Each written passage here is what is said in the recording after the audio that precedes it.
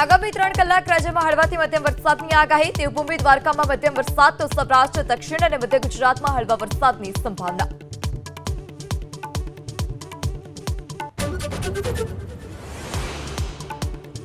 મહેસાણા અને વિજાપુર એપીએમસીના ચેરમેન અને vice chairman માટે આજે ચૂંટણી. ભાજપ કોને મેન્ડેટ આપશે તેના પર સૌની નજર.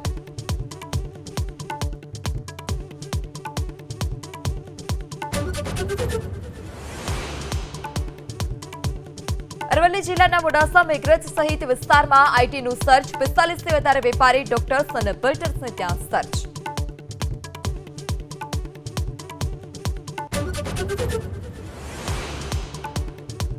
શિવાળના હુમલામાં શ્રમિક પરિવારની 5 વર્ષીય દીકરીનું મોત. રાજકોટના શાકર વેરાવળમાં 5 દિવસ પહેલા જ બિહારથી રાજકોટ દાદાના ઘરે આવ્યો હતો પરિવાર. સ્વજનોમાં શોક.